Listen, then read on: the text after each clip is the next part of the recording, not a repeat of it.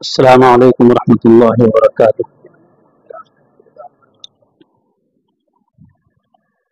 نحمده ونصلي على رسوله الكريم، اما بعد فقد قال الله تبارك وتعالى: اعوذ بالله من الشيطان الرجيم، فمن زحزح عن النار وادخل الجنة فقد فاز۔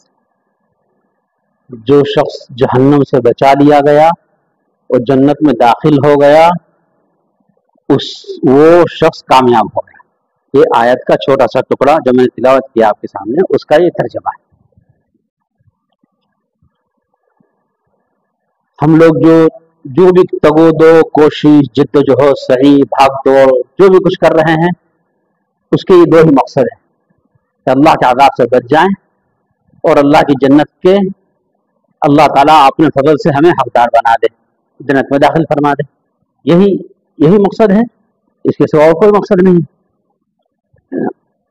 اسی مقصد کے لیے اللہ تعالیٰ نے یہ ماہ مقدس ہمیں عطا فرمایا۔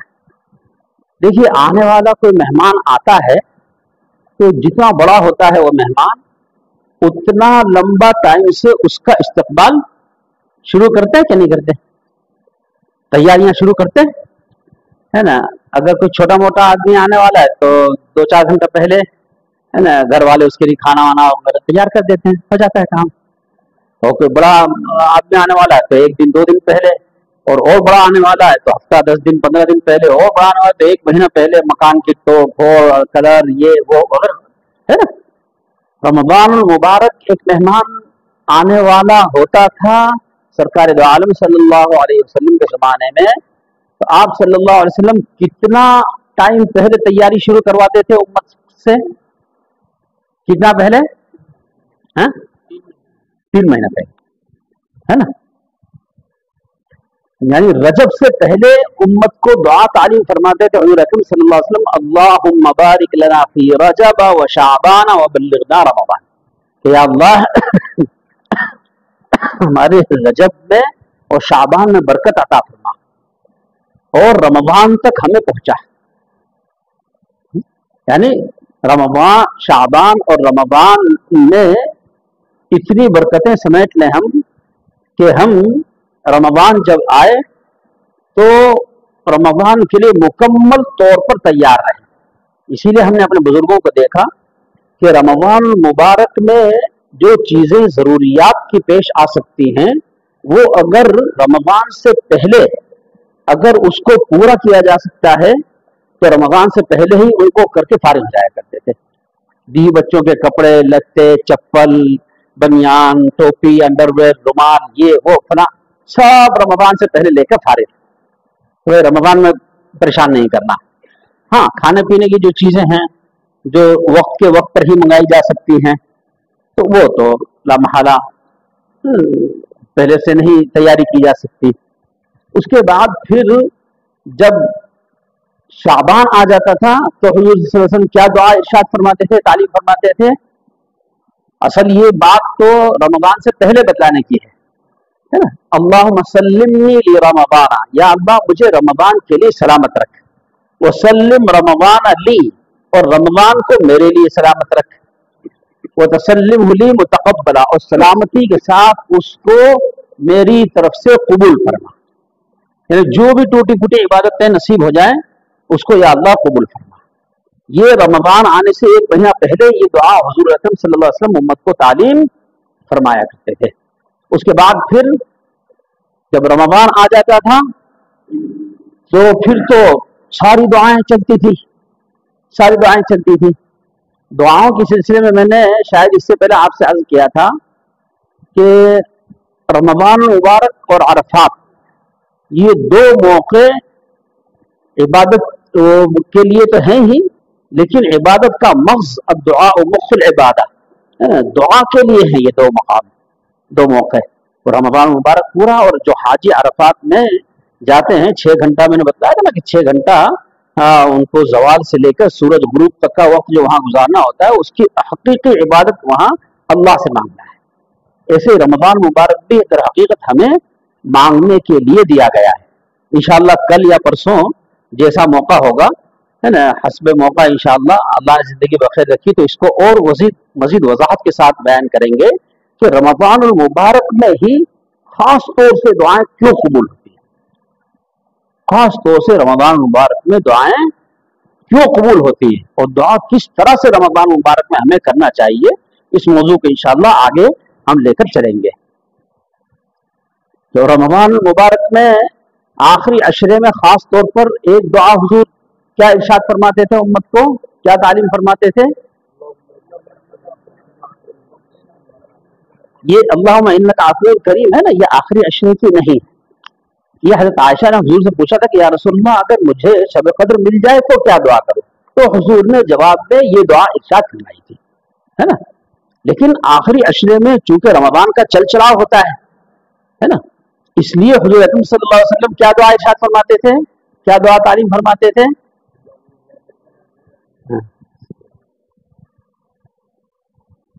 ہاں کسی کو بھی یاد ہے؟ ہاں اچھا، اللہم لا تجعل ھذا آخر العہد من صیامنا ایاہ، یا اللہ ہمارے روزوں والے رمضان کو یہ اس کو آخری رمضان ہمارا نہ بنا، فإن جعلت، اور اگر آپ نے اس کو آخری زندگی کا رمضان بنا دیا ہے، فجعلنی مرحوما لا محروما، ہے نا۔ تو یہ دعا میں تقریباً ہر مجلس میں ریپیٹ کر رہا ہوں اس لیے تاکہ اس کے الفاظ سے آپ مانوس ہو جائیں اور یاد کر لیں۔ ان الفاظ میں اگر یاد نہ ہو سکے تو کم سے کم اس کا مفہوم یاد کر کے وہی اللہ کی بارگاہ میں پیش کر دیں۔ بہرحال تو ہم نے بات یہاں سے شروع کی تھی کہ قرآن پاک کی اس آیت میں اللہ تعالیٰ نے فرمایا کہ جس کو جہنم سے بچا لیا گیا اور جنت میں داخل کر دیا گیا وہ کامیاب ہو گیا، من زحزح عن النار وادخل الجنت فقد فاز۔ اس کی شرح میں پھر سرکار دو عالم صلی اللہ علیہ وسلم نے ایک حدیث ارشاد فرمائی، اس حدیث میں جنت میں داخلہ کیسے ہو جائے ہمارا، اس کو حضور اکرم صلی اللہ علیہ وسلم نے بیان فرمایا کہ تم اگر جنت میں جانا چاہتے ہو تو یہ 4 کام کر لو، جنت میں داخل ہو جاؤ گے۔ وہ حدیث کیا ہے؟ افشوا السلام واطعموا الطعام وصلوا الارحام وصلوا باللیل والناس نیام تدخلوا الجنت بسلام۔ یہ حدیث ہے۔ اس حدیث میں حضور اکرم صلی اللہ علیہ وسلم نے 4 باتیں ارشاد فرمائی ہیں، 4 باتیں ارشاد فرمائی۔ آپ کو معلوم ہے کہ امت اسلامیہ جو ہے، امت اسلامیہ یہ بنی ہے دلوں کو فتح کر کے۔ یہودی مذہب آیا تو ان کی قوم بنی اسرائیل جو قوم تھی، ان کی قوم کے پیغمبر آئے موسیٰ علیہ السلام، ان کی انہوں نے مانی، ان کے لیے آسان تھا، اپنی قوم کے اندر اپنا نبی آیا ہے اس کی اتباع کریں گے، آسان ہے۔ حضرت عیسیٰ علیہ السلام بنی اسرائیل میں پیدا ہوئے، ان کی اتباع انہوں لوگوں نے کی، وہ لوگ عیسائی بن گئے، موسیٰ علیہ السلام کی اتباع کرنے والے یہودی بن گئے۔ لیکن جب اسلام آیا تو اسلام چونکہ انٹرنیشنل مذہب ہے، اسلام نے دلوں کو فتح کیا، دلوں کو فتح کیا اور تمام دنیا کے لوگوں کو حضور اکرم صلی اللہ علیہ وسلم نے دعوت دی اور وہ لوگ حلقہ بگوش اسلام ہوئے۔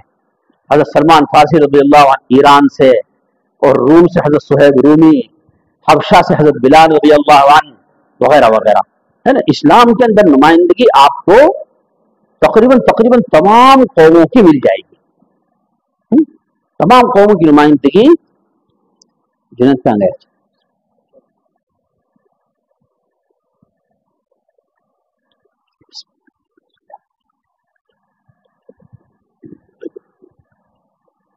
تو تمام قومیں، یہاں تک کہ یہودی، عیسائی، ان لوگوں میں سے بھی بہت بڑی تعداد اس نے اسلام قبول کر کے اور وہ لوگ ملت اسلامیہ میں داخل ہو گئے۔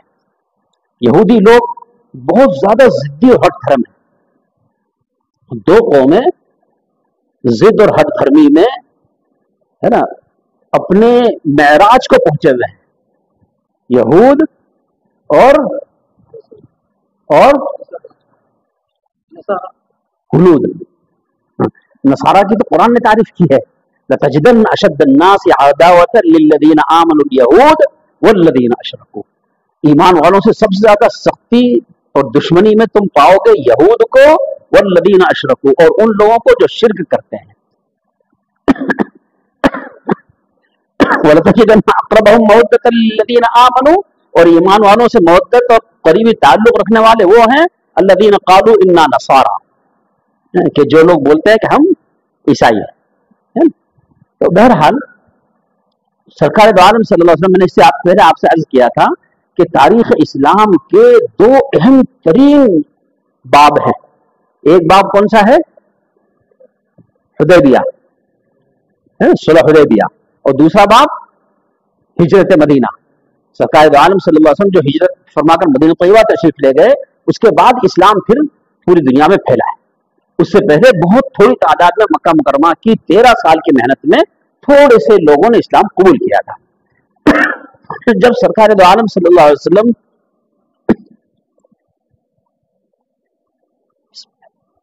हिजरत फरमाकर मदीना तैयबा तशरीफ ले गए, वहां मदीना तैयबा में उस वक्त यहूद आबाद थे, और यहूदियों को हुजूर सल्लल्लाहु अलैहि वसल्लम से क्या दुश्मनी थी? बड़ी सख्त दुश्मनी थी। और दुश्मनी की बुनियाद क्या थी? कि ये लोग इंतजार कर रहे थे कि पैगंबर आखिरुज़्ज़मा आएगा और हमारे खानदान में आएगा, है ना। लेकिन अल्लाह ताला ने पैगंबर आखिरुज़्ज़मा भेजा किसमें? हज़रत इस्माइल अलैहिस्सलाम की औलाद में, है ना।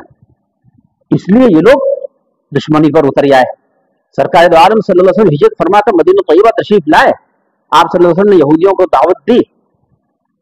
बहुत थोड़े लोग यहूदियों में से इस्लाम कबूल किया, जिन्होंने, बहुत थोड़े लोग इस्लाम लाए। उन इस्लाम लाने वालों में उनके जो सबसे बड़े राहिब थे, सबसे बड़े हिबर, यहूदियों के सबसे बड़े आलिम, उनका नाम क्या था?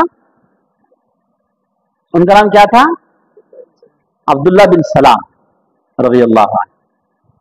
वो फरमाते हैं कि जब सरकार दो आलम सल्लल्लाहु अलैहि वसल्लम मदीना तैयबा तशरीफ लाए तो सारे मदीने में शोर हो गया कि अल्लाह के रसूल आ गए, अल्लाह के रसूल आ गए, और लोग जोक दर जोक हुजूर से मुलाकात के लिए आने लगे। मैं भी गया, और जाते ही चेहरा देखते ही मैंने पहचान लिया कि ये झूठे आदमी का चेहरा नहीं हो सकता। लेकिन उन्होंने फरमाया कि इसके बावजूद मैंने इस्लाम कबूल करने में थोड़ा सा तवक्कुफ किया कि जो हमारी किताबों में अलामात लिखी हुई हैं पैगंबर आखिरुज़्ज़मा की, उन अलामात को मैं जरा थोड़ा सा परख लूं कि वो अलामात इनके अंदर हैं या नहीं। वो अलामत ये थी कि पैगंबर आखिरुज़्ज़मा जब आ जाएंगे दुनिया में तो वो सदका कबूल नहीं करेंगे। तो मैंने कुछ थोड़ी बहुत खजूरें लाकर हुजूर की खिदमत में पेश की और अर्ज किया कि ये मेरी तरफ से सदका है। हुजूर ने वापस फरमा दिया।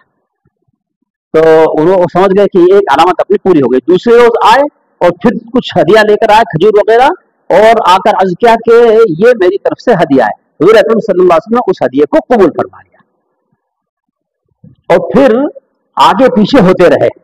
काहे के लिए आगे पीछे होते रहे हुजूर के आगे पीछे? तो उनको तीसरी अलामत उनकी किताबों में ये लिखी हुई दिखी थी कि पैगंबर आखिरुज़्ज़मा के पुष्ट मुबारक पर मोहर नबूवत होगी। तो वो मोहर नबूवत देखना थी। सरकार दो आलम सल्लल्लाहु अलैहि वसल्लम समझ गए, है ना, कि ये किस चक्कर में है। आप सल्लल्लाहु अलैहि वसल्लम ने अपना जुब्बा मुबारक उठा दिया, उन्होंने मोहर नबूवत देख ली खामोशी के साथ। ना हुजूर ने कुछ पूछा, ना उन्होंने कुछ बोला, मोहर नबूवत दिखा दी। तीनों अलामतें पूरी हो गई। उसके बाद इन्होंने इस्लाम कबूल कर लिया। अच्छा, इस्लाम कबूल किया तो इनको मालूम था यहूदियों की फितरत कैसी है।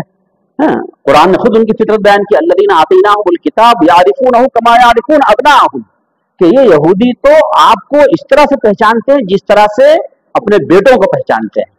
हज़रत अब्दुल्ला बिन सलाम रज़ियल्लाहु अन्हु वो इसके आगे की बात फरमाते हैं। बड़ी शानदार बात कही उन्होंने अर्ज़ किया कि या रसूलल्लाह, ये लोग अपने बेटों से ज्यादा अच्छी तरीके पर आपको पहचानते हैं, इसलिए कि इनके बेटों में इस बात का एहतमाल है कि इनकी बीवियों ने खयानत की हो और इनका बेटा ना हो। वहां ये एहतमाल है। लेकिन आप सल्लल्लाहु अलैहि वसल्लम के पैगंबर आखिरुज़्ज़मा होने में इतना भी शक शुबा इनको नहीं। یہ صحابی تھے حضرت عبداللہ بن سلام. ان کو جب اسلام قبول کرنا تھا تو اس وقت ایسا نہیں کہ سیدھے سیدھے آ کے اسلام قبول کرے, انہوں نے فیلڈنگ جمائی. ہاں, ہمارے نوجوان کرکٹروں کو معلوم ہے نا فیلڈنگ کس کو کہتے ہیں, فیلڈنگ جمائی انہوں نے آج کیا کہ رسول اللہ اس طرح سے اگر میں اسلام قبول کر لوں گا تو یہ یہودی میری برائی کریں گے, اس لیے پہلے آپ ان کو بلائیے اور بلا کے ان سے پوچھیے کہ عبداللہ بن اسلام تم میں کیسا آدمی ہے. سرکار سمجھ گئے, ٹھیک ہے عبداللہ تم ذرا سائڈ میں ہو جاؤ. حضرت عبداللہ بن اسلام وہاں سے غائب ہو گئے. سرکار دو عالم صلی اللہ علیہ وسلم نے یہودیوں کو بلایا اور ان سے پوچھا ادھر ادھر کی بات کر کے کہ بھئی اگر تمہارے حلقے میں عبداللہ بن اسلام کیسے شخص ہیں, تو انہوں نے ان کی تعریفوں کے پل باندھے کہ شریف ابن الشریف, کریم ابن الکریم, صالح ابن الصالح, ہے نا, وہ نیک آدمی ہے, اس کا باپ بھی نیک تھا, اس کا دادا بھی نیک, وغیرہ وغیرہ خوب تعریفات کے پل باندھ دیے. پھر حضور نے پوچھا کہ اچھا اگر وہ ایمان قبول کر لیتے تو تم ایمان قبول کر لو گے؟ بولے ایسا ہو ہی نہیں سکتا. ارے بھائی اگر ایسا ہو جائے تو ایسا ہو ہی نہیں سکتا بھائی, بالفرض سپوز اگر ایسا ہو جائے, نہیں ایسا ہو ہی نہیں سکتا. حضرت عبداللہ بن سلام چھپے ہوئے تھے, وہ وہاں سے باہر نکل کے انہوں نے کہا اشہد ان لا الہ الا اللہ واشہد ان محمد رسول اللہ. اسی مجلس میں ان لوگوں نے حضرت بن سلام کی برائی بیان کرنا شروع کر دی, اور بدبختوں نے یہاں تک کہہ دیا زانی ابن الزانی, حرام زادہ. یہ تھے یہودی, اور یہ تھے حضرت عبداللہ بن سلام رضی اللہ عنہ. ان کے دل میں حق تھا کہ حق جو ہے وہ قبول کرنا ہے بس. تو انہوں نے اسلام قبول کر لیا.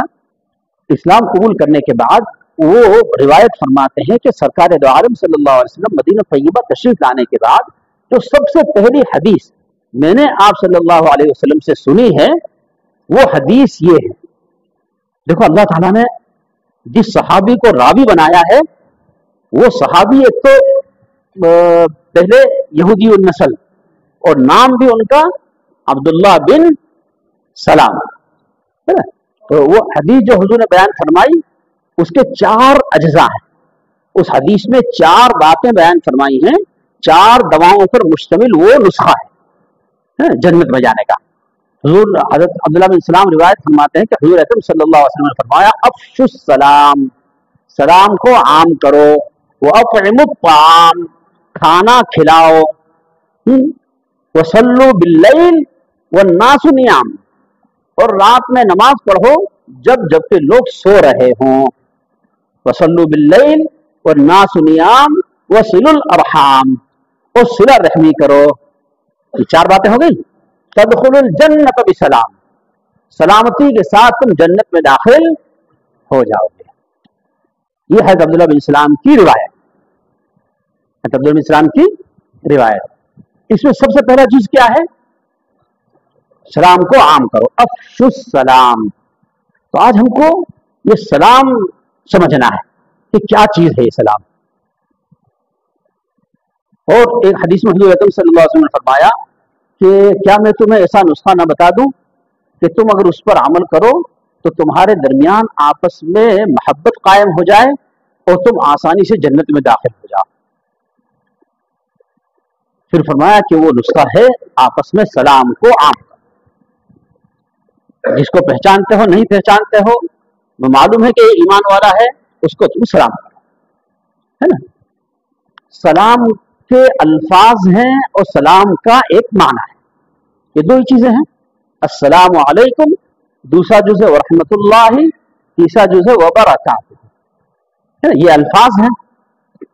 ہم لوگ پہلے تو الفاظ کی ریڑھ مارتے ہیں, ہے نا. کیا کرتے ہیں؟ السلام علیکم, یا کوئی بولتا ہے السلام علیکم. یہ جتنے طریقے سے ہم سلام کرتے ہیں نا دوستو بزرگوں, یہ تمام سلاموں کا مطلب بڑا سنگین ہوتا ہے. کسی سلام کا مطلب ہوتا ہے تم پر اللہ کی لعنت, اور اگر لام دبا دیا السلام علیکم تم پر موت طاری ہو جائے.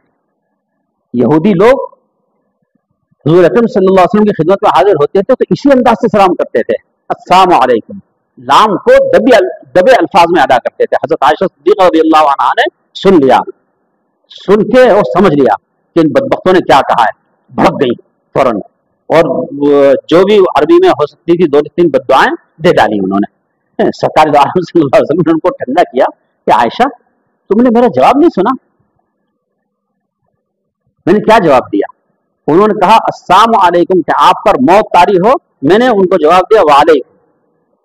वालेकुम सलाम नहीं कहा मैंने, क्या कहा? वालेकुम, यानी वही चीज तुम पर भी तारी हो जाए। तो वो जो बददुआ दे रहे थे वो तो बदबख्त थे, और उसके जवाब में इनको नबी की मुकद्दस जबान से बददुआ मिली, है ना।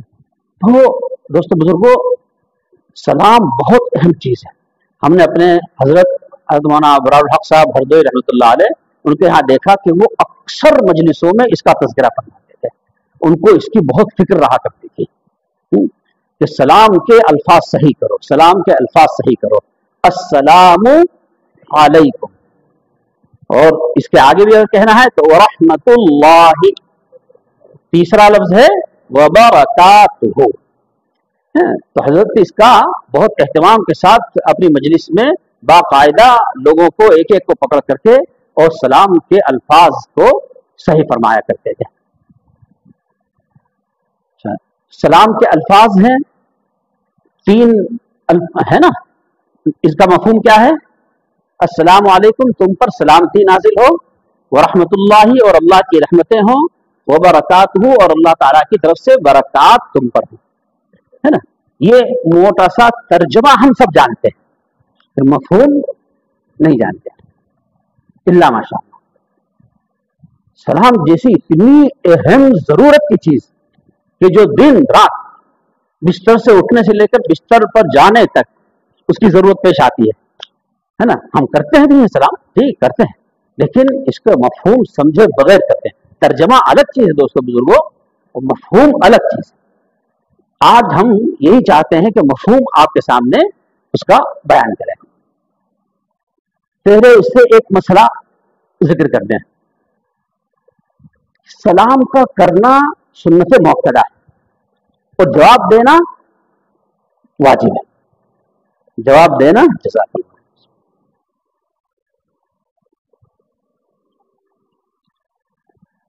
बहुत से लोग ऐसे रहते हैं जो वॉइस मैसेज करते हैं ना, तो इधर से अस्सलाम वालेकुम करे, वॉइस मैसेज शुरू किया, अब उधर से जो वॉइस मैसेज सुनने वाला है वो बेचारा उधर से रिप्लाई करेगा अस्सलाम वालेकुम रहमतुल्लाहि व बरकातहू। अरे अल्लाह के बंदे, वो सलाम कर चुका है तुझे, अब तो तुझे जवाब देना है। ये जवाब देना वाजिब है। वो वाजिब छोड़ के ये भी अपनी सलाम ठोक देता है। अच्छी तरह से समझ लें, एक मसला क्या है कि सलाम अगर किसी की तरफ से भी आया है तो उसका जवाब देना वाजिब है। हाँ, अगर उस तक आप जवाब पहुंचा सकते हैं, जैसे वॉइस मैसेज का जवाब वॉइस मैसेज से दिया, पहुंच गया उसको सलाम का जवाब।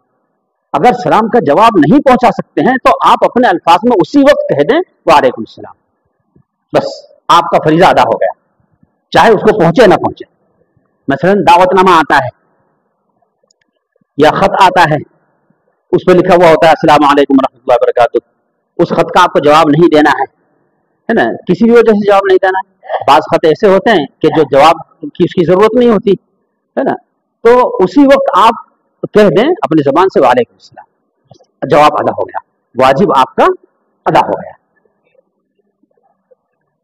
हाँ, जी जो मसाइल है ना, हाँ, ये मसाइल के सेशन में फिर किसी वक्त इंशाअल्लाह। अभी जो मैं बात सोच करके आया हूँ कि ये बात अपने लिमिटेड टाइम में पूरी करना है, तो वो उसकी फिक्र मुझे सवार है। तो दूसरा मसला कुरान ने क्या बयान किया, वइज़ा हुय्यितुम बितहिय्यतिन फहय्यू बिअहसना मिन्हा औ रुद्दूहा, कि जब तुमको सलाम किया जाए तो तुम कम से कम वैसा ही सलाम उसको लौटा दो या उससे अच्छा सलाम का जवाब दो। इसका मतलब क्या है कि अगर सामने वाले ने सलाम किया आपको अस्सलामु अलैकुम व रहमतुल्लाह, तो बहुत से लोग क्या करते हैं जवाब में वालेकुम सलाम, हालांकि उसने आगे व रहमतुल्लाह भी कहा है। कुरान का हुक्म है ये तो कि जो सलाम उसने किया है कम से कम उतना जवाब तुम दो, बल्कि कोशिश करो हय्यु बिअहसना मिन्हा, कि उसके सलाम से अच्छा जवाब तुम उसको दो, है ना। अगर उसने सिर्फ अस्सलाम वालेकुम कहा है तो अच्छा यह है कि आप कहें अस्सलाम वालेकुम व रहमतुल्लाह, और उसने कहा अस्सलाम वालेकुम व रहमतुल्लाह, तो आप कहें अस्सलाम वालेकुम व रहमतुल्लाह व बरकातहू, है ना, ये उसका जवाब हो गया, है ना। और अगर उसने कहा अस्सलाम वालेकुम रहमतुल्लाहि व बरकातुहू, तो आप जवाब में वालेकुम सलाम व रहमतुल्लाहि व बरकातुहू, बस इतना ही कह सकते हैं। ये उसके सलाम के पैरेलल, उसके सलाम के बराबर जवाब हो गया, है ना। ये जवाब देने में ये बात जहन में रहनी चाहिए। बहुत से लोग इस मसले को नहीं जानते, इसके खिलाफ अमल करते हैं, हालांकि ये मसला कुरान में अल्लाह ने जिक्र किया है। ठीक है, अब आते हैं हम सलाम के मफहूम पर। अस्सलामु अलैकुम का मफहूम क्या है? तुम पर सलामती हो, ये सलाम का तर्जमा है, अस्सलामु अलैकुम का तर्जमा है ना। सलामती का मतलब ये है कि परेशानी से आप महफूज रहें, आपकी जान के अंदर कोई परेशानी आपको पेश ना आए।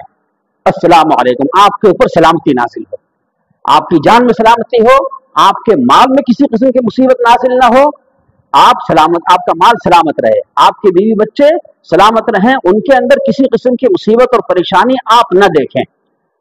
यानी आपसे ताल्लुक रखने वाली जितनी भी चीजें हैं उन सबको आफियत नसीब हो। हुज़ूर अकरम सल्लल्लाहु अलैहि वसल्लम ने फरमाया सलुल आफिया, अल्लाह से आफियत तलब करो, इसलिए कि ईमान के बाद सबसे अहम चीज आफियत है। तो सलामती और आफियत दोनों एक ही माना की दो अलग अलग अल्फाज हैं, माना दोनों का मफहूम एक ही।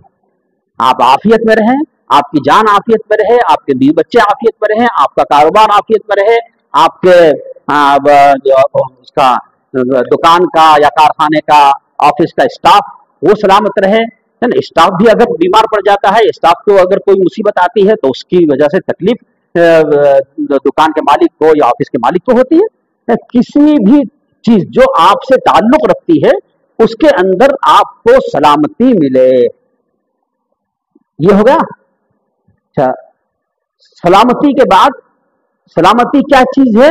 एक मंफी और निगेटिव किस्म की चीज है ना। सलामती में कोई चीज आ नहीं रही आपके पास, है ना, बस आप मुसीबतों से परेशानियों से महफूज है, ये है सलामती। और दूसरा है आपको अल्लाह ताला की तरफ से नेमतें हासिल हों, नेमतें हासिल हों। अब नेमतें जो हासिल होती है दोस्तों बुजुर्गों, उसमें गौर करने की बात यह है कि बाद नेमतें ऐसी होती हैं कि जो बज़ाहिर तो नेमत है, लेकिन वो जब हासिल हो गई तो पता चला कि अरे ये तो मुसीबत है हकीकतन नेमत, लेकिन अल्लाह ताला के लिए तो बाएं हाथ का खेल है ना। किसी भी नेमत को ज़हमत और आजाद बना दे, है ना।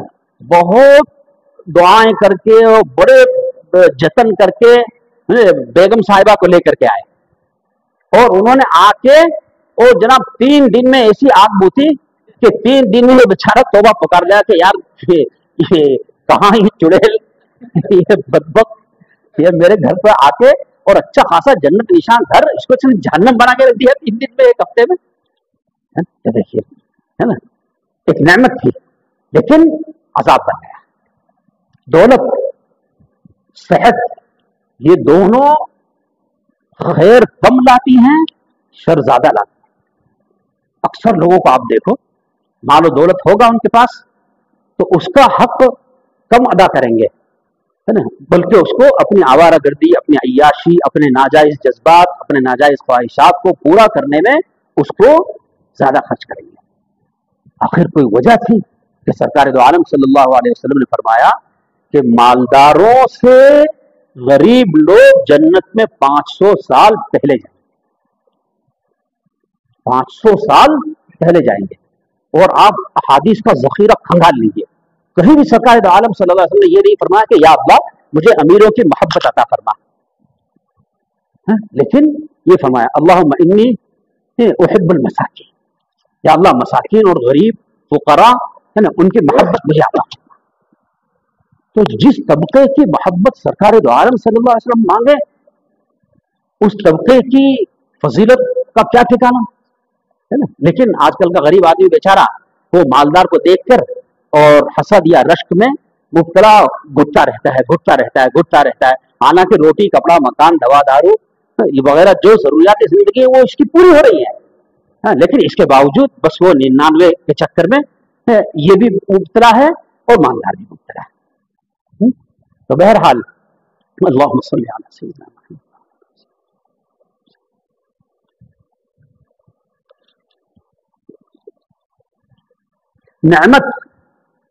نعمت اگر خیر لا رہی ہے تو نعمت ہے، اور اگر خیر نہیں لا رہی ہے تو نعمت نہیں ہے بلکہ مصیبت ہے۔ جس طرح سے مال خیر کم لاتا ہے، شر زیادہ لاتا ہے، دوستو بزرگوں، اسی طرح سے آپ دیکھو کہ صحت جو ہوتی ہے نا، اللہ نے جوانی دی ہے، جوانی اور صحت، یہ جوانی اور صحت بھی شر زیادہ لاتی ہے، خیر کم لاتی ہے۔ بہت کم نوجوان ایسے دیکھیں گے آپ نے کہ جو حدیث کے اعتبار سے شاب صالح کا مصداق ہو۔ حدیث میں حضور اکرم صلی اللہ علیہ وسلم نے فرمایا کہ 7 آدمی کل اللہ کے قیامت کے دن عرش کے سائے میں ہوں گے، جس وقت عرش کے سائے کے سوا کوئی سایہ نہیں ہوگا۔ ان 7 میں ایک وہ نوجوان ہے کہ جو نیک ہو، اللہ کی عبادت میں دن رات گزارتا ہے، شاب صالح۔ تو شاب صالح آپ اپنے معاشرے پہ نگاہ اٹھا کر کے دیکھ لو کتنے ہم ملیں گے۔ صحت انسان کو برائیوں کی طرف زیادہ لے کر دی جاتی ہے۔ صحت جو آتی ہے انسان کے پاس تو وہ خیر کم لاتی ہے، شر زیادہ لاتی ہے۔ اب اس کو زیادہ کھولنے کی ضرورت نہیں، اس کو تو آپ سب اچھی طرح سے جانتے ہیں نا۔ تو ورحمت اللہ کا ترجمہ یہ ہے، اس کا مفہوم یہ ہے کہ یا اللہ آپ پر رحم فرمائے، اللہ کی رحمتیں آپ پر ہوں۔ رحمت جب اللہ کی متوجہ ہوتی ہے تو کیا ہوتا ہے دوستو بزرگوں؟ اللہ کی طرف سے نعمتیں ملتی ہیں۔ کوئی بھی نعمت جب تک انسان کو میسر نہیں آ سکتی جب تک کہ اللہ اس پر رحم نہ فرمائے۔ بچہ روتا ہے نا، بھوک سے بلبلا رہا ہے، ماں اس کو دودھ پلاتی ہے نا، یہ ماں کا جذبہ رحم ہے، اس رحم نے اس کو مجبور کر دیا۔ اسی طرح سے ذات باری تعالیٰ تو ارحم الراحمین ہے۔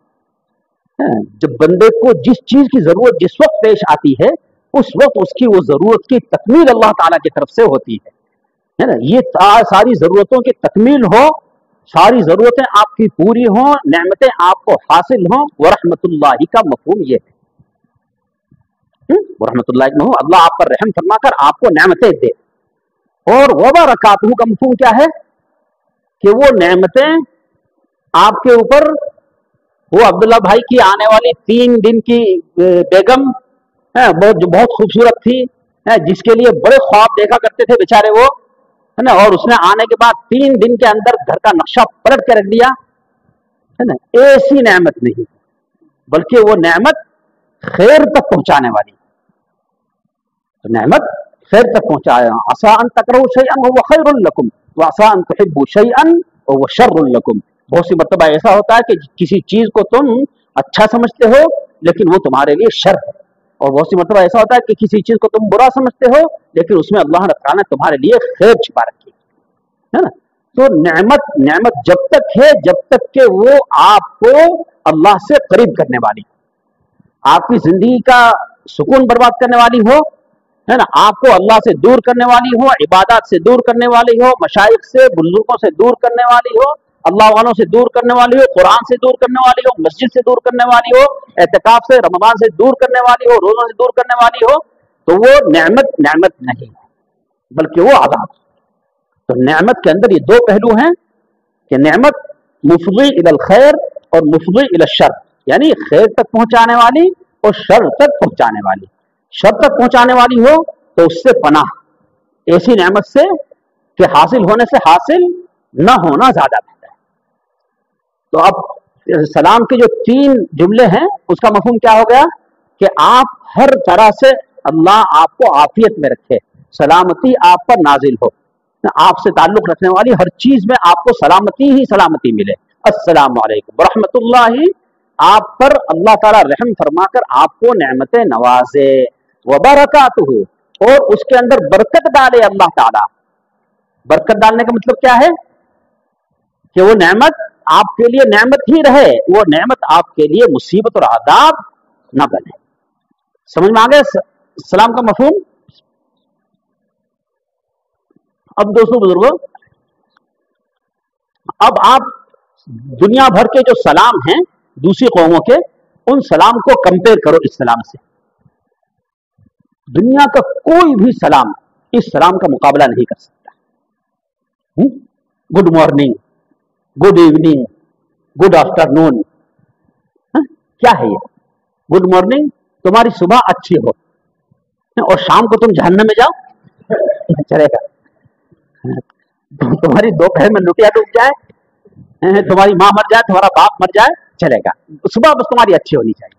ये क्या है? ये सलाम है? या दूसरे अल्फाज सब आप जानते हैं, राम राम है और दूसरे अल्फाज है ना? ये कोई सलाम है? इतना पाकीज़ा निज़ाम शरीयत का अल्लाह ताला ने अपने महबूब सल्लल्लाहु अलैहि वसल्लम के जरिए से हम तक पहुंचाया है कि कदम कदम पे हम सलाम करें। भाई सलाम क्या है? दुआओं का एक ऐसा जबरदस्त गुलदस्ता है जिसमें दुनिया भर की सारी खैर आ गई और सारे शर से हिफाजत हो गई। अस्सलामु अलैकुम व रहमतुल्लाहि व बरकातहू। है कितना पाकीज़ा सलाम, है ना? तो इसके अल्फाज भी हमको सही अदा करने की फिक्र, मश्क और कोशिश करनी चाहिए, है ना? और फिर जब भी सलाम करें तो ये मफहूम समझकर, तर्जमा समझकर नहीं, बल्कि मफहूम जहन में रख कर फिर आप सलाम कीजिए सामने वाले को। तो गोया आप 3 दुआएं उसको दे रहे हैं। आपकी दुआ अगर उसके हक में कामयाब हो गई, है ना, तो वो जो सलाम आपको लौटाएगा तो वो आप ही का सलाम गया हुआ आपको लौटेगा। तो वही चीजें जो आपने उसको भेजी हैं वो पलट कर वापस आपके पास आ जाएगी, वो पलट कर वापस आपके पास आएगी। तो 4 में से पहली चीज क्या बयान की? अफ़शुस सलाम, सलाम को आम करो। दूसरा जुज क्या है? अतइमुत ताआम, खाना खिलाओ, है ना? अभी कल की जो असर के बाद की मजलिस हुई थी उसमें आपने सुना होगा वाकया हजरत अली करमल्लाहु वजहू का, है ना, कि रोजे से 3 दिन फाके के साथ रोजे पर रोजा रखा हजरत अली करमल्लाहु वजहू और हजरत फातिमा रज़ियल्लाहु अन्हा ने, है ना। 3 दिन अफ्तार करने के लिए बैठते थे बेचारे। हजरत फातिमा रज़ियल्लाहु अन्हा बड़ी मेहनत से पूरे दिन सूद काटती थी और उससे जो थोड़ी बहुत उजरत मिलती थी उससे रोटी पकाती थी, उसको लेकर के अफ्तार के लिए बैठते थे और कोई साइल आ जाता था उसको उठाकर वो दिया करते थे। अतइमुत ताआम, है ना। हमको तो एक वक्त का फाका भी अगर करना पड़े तो हम उसके लिए इल्ला माशाल्लाह कोई दिल गुर्दे वाला ऐसा होगा कि जो एक वक्त का फाका करके अपनी रोटी किसी फकीर को दे दे। लेकिन सहाबा ऐसे थे। और दूसरा एक वाकया हदीस का बहुत मशहूर है, वो भी आपने सुना होगा। सरकार दो आलम सल्लल्लाहु अलैहि वसल्लम के पास एक मेहमान आया और हुजूर ने ऐलान किया कि भाई मेहमान को कौन लेकर के जाएगा। एक सहाबी लेकर के चले गए, है ना। उन्होंने घर पे ले जाकर और बीवी से पूछा कि भाई खाने के लिए कुछ है, तो उन्होंने कहा कि बस इतना थोड़ा सा है कि हम दोनों और हमारे बच्चों का पेट भर जाएगा, बस इससे ज्यादा नहीं है ना। ये वाकया सुना होगा सबने, है ना। इसी वाकये के बाद अल्लाह ताला ने आयत नाजिल फरमाई, वल्लज़ीना, नहीं, युसिरूना अला अनफुसिहिम वलौ काना बिहिम खसासा, कि वो अपने नफ्स पर ईसार करते हैं, है ना, और आने वाले मेहमान को या फकीर को, मिस्कीन को, उसको अपना खाना खिलाते हैं, हालांकि वो खुद मोहताज है। युसिरूना अला अनफुसिहिम वलौ काना बिहिम खसासा। तो ये सहाबा की सिफतें थी। इसीलिए दोस्तों बुजुर्गों, दीन हम तक पहुंचा है। अगर नऊज़ु बिल्लाह हुजूर अकरम सल्लल्लाहु अलैहि वसल्लम के सहाबा और शागिर्द, है ना, हम जैसे अगर होते ना तो दीन का वही जनाजा निकल चुका होता। हम तक दीन सलामती के साथ पहुंचने वाला नहीं था। आजकल का जो दीन हमारे पास जितना भी है ना, ये दीन आजकल के किसी कंपनी का प्रोडक्ट नहीं है कि कंपनी ने बना के और हमारे सामने पेश कर दिया, नहीं। 1400 साल के हमारे अकाबिर बुजुर्गान दीन, है ना, उनका खून पसीना इसके अंदर लगा है, उनकी कुर्बानियां इसके अंदर शामिल है। जब जाके ये दीन बिला कमोकास, है ना, बगैर कमी बेशी के पूरा दीन सलामत ये हम तक पहुंचा है।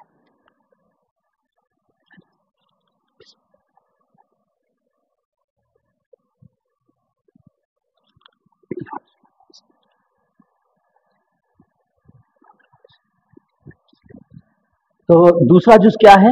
अतइमु त्ताम, खाना खिलाओ। अब ये खाना खिलाना, ये चाहे फकीर मिस्कीन को हो, चाहे मेहमान को हो, चाहे अपने बीवी बच्चों को हो। अगर किसी बाहर वाले को अगर हम नहीं खिला सकते तो अपने रिश्तेदारों को तो खिला सकते हैं। अपने रिश्तेदारों को वक्तन फौक्तन दावत करें उनकी, और उनको जब खाना खिलाएं तो यही दिल में नियत हो कि हुजूर अकरम सल्लल्लाहु अलैहि वसल्लम ने वो जो एक हदीस में 4 नुस्खे इरशाद फरमाए हैं, उनमें जो दूसरी बात इरशाद फरमाई है उस पर मैं अमल कर रहा हूँ। अपने रिश्तेदारों को बुलाकर दावत कीजिए, उनकी खिलाइए उनको, या खाना उनके यहाँ पहुंचा दीजिए। आपने कोई जानवर ज़िबा किया है तो गोश्त पहुंचा दीजिए, कच्चा गोश्त उनके यहाँ, किसी भी तरह से खाने की चीजें आप पहुंचाइए लोगों को, या बुलाकर अपने यहाँ खिलाइए। अगर ये नहीं कर सकते तो कम से कम अपने बीवी बच्चों को जो खिलाते हैं उसमें आप नियत कर लीजिए। उसमें क्या नियत कीजिए कि मैं हुजूर अकरम सल्लल्लाहु अलैहि वसल्लम का जो फरमान है उस फरमान पर अमल कर रहा हूँ, उस फरमान पर अमल करते हुए मैं अपने बीवी बच्चों को खाना खिला रहा हूँ। हुजूर अकरम सल्लल्लाहु अलैहि वसल्लम फरमान है कि सबसे बेहतरीन सदका वो है जो तुम अपने बीवी बच्चों पर खर्च करते हो। तो अपने बीवी बच्चों पर खर्च करना ये भी एक सदका है, ये भी खाना है, लेकिन नियत होनी चाहिए। बस नियत आपकी अच्छी हो गई है ना, जन्नत में जाने वाले जो 4 काम हैं उनमें से एक काम आपका हो गया। नियत होनी चाहिए बस। अफ़शुस सलाम, सलाम को आम करो, व अतइमु त्ताम, और खाना खिलाओ। तीसरा क्या है? वसीलुल अरहाम। तीसरा है वसीलुल अरहाम, सिला रहमी करो। सिला रहमी यानी अपने रिश्तेदारों के साथ अच्छा सलूक, रिश्तों को जोड़ो, रिश्तों को तोड़ने वाली हरकतें मत करो, जोड़ने वाली हरकतें करो, है ना। इसकी तफसील भी आपको मालूम होगी, अच्छी तरीके पर जानते हैं, इसको ज्यादा खोलने की जरूरत नहीं। वसीलुल अरहाम तीसरा नुस्खा। चौथा नुस्खा क्या है? वसल्लु बिल्लैल, रात में नमाज पढ़ो, वन्नासु नियाम, जबकि लोग सो रहे हैं। यानी कौन सी नमाज मुराद है इससे? तहज्जुद की नमाज मुराद है। ये 4 काम कर लोगे तदखुलुल जन्नत बिसलाम, तो तुम सलामती के साथ जन्नत में दाखिल हो जाओगे। तहज्जुद अगर पूरी रात जागना है तो फिर कभी भी पढ़ लीजिए, इशा के बाद तहज्जुद हो जाएगी आपकी। लेकिन अगर सोना है ना, बहुत सी मरतबा ऐसा होता है ना पूरी रात जागना पड़ता है, मसलन ताक आते हैं, उसमें हिम्मत कर ली पूरी रात जागने की कि दिन में सो लेंगे, तो फिर पूरी रात में कभी भी आप तहज्जुद पढ़ लीजिए। या मसलन बाज़ ड्यूटी करने वाले ऐसे होते हैं बेचारे कि जिनको पूरी रात जागना पड़ता है, वॉचमैन है, दरबान वगैरह, ऐसे लोग हैं कि जिनको पूरी रात जागना पड़ता है, तो ऐसे लोग इशा के बाद कभी भी पढ़ लेंगे, उनकी तहज्जुद अदा हो जाएगी। लेकिन अगर सोने का इरादा है, सोने का प्रोग्राम है, तो एक नींद लेकर जब भी आप उठें, सुबह सादिक से पहले उठकर और उस वक्त अल्लाह से लो लगा लें, उस वक्त कम से कम 2 रकात नमाज पढ़कर अल्लाह से मांग लें। मेरे कुछ गैर मुस्लिम दोस्त थे, उनमें से एक गैर मुस्लिम दोस्त ज्यादा उससे ताल्लुक रखता था। मैं खोखा बाजार में इमामत करता था, वो बेचारा आके बैठता था कभी कभी,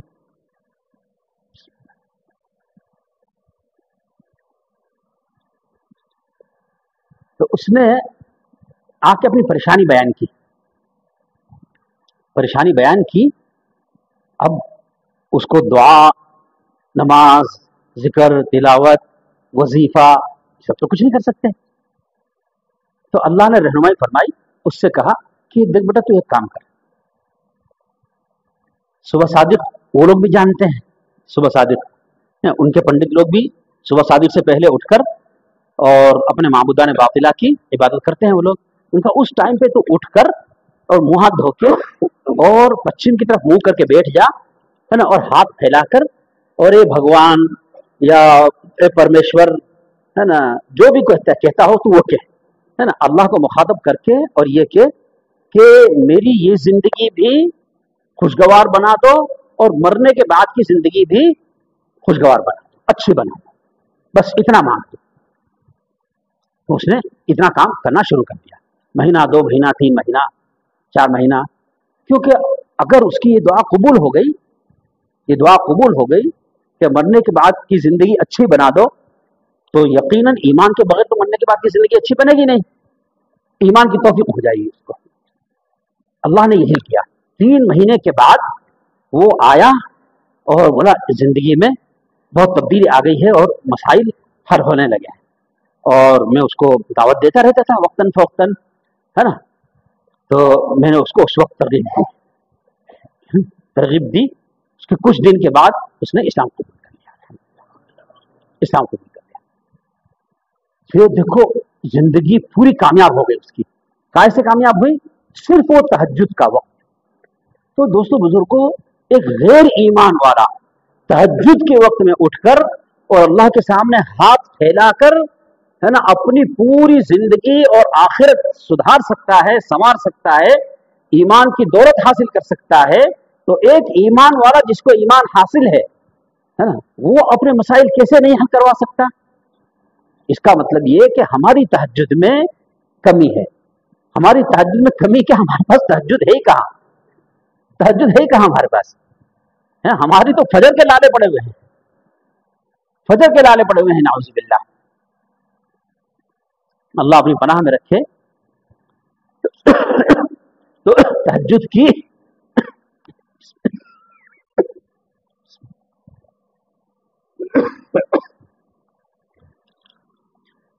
قدر، تہجد کا اہتمام کرنے کی کوشش کریں دوستوں کو، بہت عظیم الشان چیز ہے۔ دیکھیے فرض ہے، فرض ہے، تہجد نفل ہے، لیکن ہمارے لیے نفل ہے۔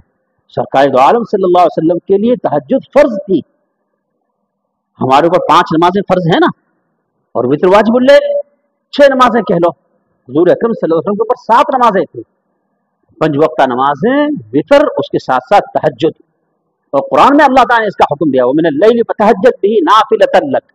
یہ آپ کے اوپر تہجد کی نماز زیادہ ہے، آپ رات میں تہجد ادا کیجیے۔ تو تہجد سرکار دو عالم صلی اللہ علیہ وسلم کی کیسی ہوتی تھی؟ ہماری جیسی نہیں کہ صبح صادق سے 5 منٹ پہلے اٹھے اور لپٹ سپٹ وضو کیا اور 2 رکعت الٹی سیدھی مار لی اور خوش ہو گیا، ہم تو تہجد گزار بن گئے۔ سرکار دو عالم صلی اللہ علیہ وسلم کی تہجد ایسی ہوتی تھی کہ پیر مبارک پر ورم آ جاتا تھا۔ تو اگر اتنا نہیں کر سکتے تو کم سے کم ہم 2 رکعت 4 رکعت تو پڑھیں۔ حضور اکرم صلی اللہ علیہ وسلم فرماتے ہیں دأب الصالحین، کہ تم سے پہلی امت کے جو نیک لوگ تھے یہ ان کا طریقہ تھا کہ تہجد کا وہ اہتمام کیا کرتے تھے، تہجد کا اہتمام کیا کرتے تھے۔ تہجد اتنی عظیم الشان چیز ہے۔ حضرت جنید بغدادی رحمۃ اللہ علیہ کا جب وصال ہو گیا،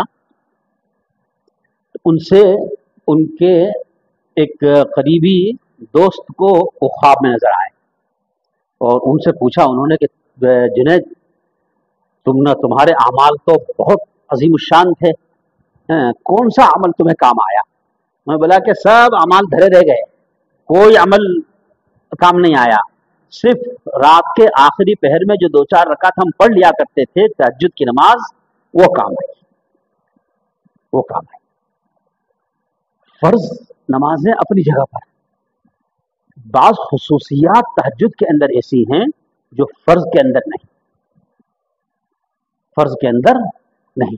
سرکار دو عالم صلی اللہ علیہ وسلم سے صحابہ نے سوال کیا کہ یا رسول اللہ سب سے زیادہ دعا کی قبولیت کس وقت ہے؟ حضور نے فرمایا تہجد کے وقت۔ پھر صحابہ نے کیا یا رسول اللہ اس کے بعد؟ پھر حضور نے فرمایا کہ اس کے بعد فرض نماز کے بعد۔ تو فرض نمازیں تو ضرور پڑھنا ہے، اللہ کا حکم ہے، لیکن تہجد کی جو خصوصیات ہیں وہ کسی دوسری نماز کو حاصل نہیں۔ حضور اکرم صلی اللہ علیہ وسلم کا فرمان ہے کہ تہجد کی نماز گناہوں کو مٹانے والی ہے اور گناہوں سے بچانے والی بھی ہے۔ جو گناہ اب تک ہو چکے ان کو مٹانے والی ہے اور آئندہ زندگی میں گناہوں سے ہم کو بچانے والی ہے۔ اور فرمایا کہ حسد سے بچانے والی۔ حسد، آج کل حسد کی بیماری بہت عام ہے، بہت عام ہے دوستوں بزرگوں، اتنی عام ہے، اتنی عام ہے کہ حسد میں مبتلا ہو کر نعوذ باللہ جادو، ٹونا ٹوٹکا، نظر بد وغیرہ کسی چیز سے آدمی چوکتا نہیں، بس میری آخرت برباد ہوتی ہو جائے، لیکن سامنے والے اس کے جس سے مجھے حسد ہے، نعوذ باللہ نعوذ باللہ نعوذ باللہ، بس اس کی دنیا برباد ہو جانی چاہیے. اس کی دنیا برباد کرنے کی فکر میں اپنی دنیا اور آخرت دونوں برباد کرنا ہے، دونوں برباد کرنا ہے. تو بہرحال اللہ تعالیٰ سے دعا ہے کہ اللہ تعالیٰ ہمیں یہ چاروں دولتوں سے مالا مال فرمائے. ہم سلام کا حق ادا کرنے والے بنے، سلام کو عام کرنے والے بنے، اور مساکین کو کھلانے والے بنے. دیکھیے دوستو بزرگوں، یہ جو احکام ہیں شریعت کے، بس اس دنیا تک ہے، اس دنیا میں ہے. جیسے آخری سانس نکلی، آخری سانس آئے ہماری، ہے نا، یہ تمام احکام سے آپ آزاد ہو جائیں، تمام احکام سے، شریعت سے بالکل آزاد. مرنے کے بعد کی زندگی، اگر مرنے سے پہلے کی زندگی اگر اچھی گزری ہے، تو مرنے کے بعد کی زندگی اپنی من چاہی زندگی اللہ تعالیٰ گزروائیں گے، اپنی من چاہی زندگی گزروائیں گے. تو سلام کو عام کرنے والے بنے، مساکین کو کھلانے والے بنے. دیکھیے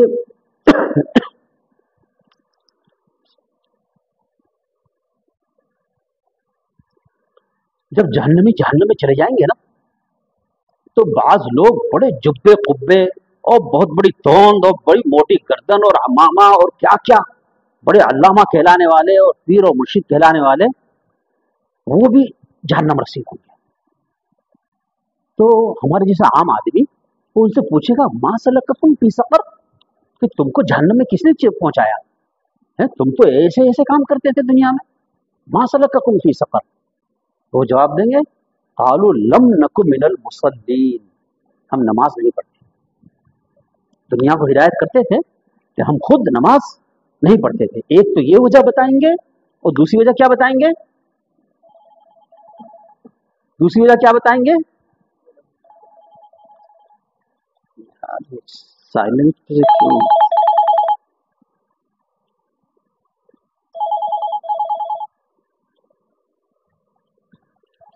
دوسری وجہ یہ بتائیں گے وَلَمْ نَكُ نُطْعِمُ الْمِسْكِينَ، کہ ہم مساکین کو کھانا نہیں کھلاتے.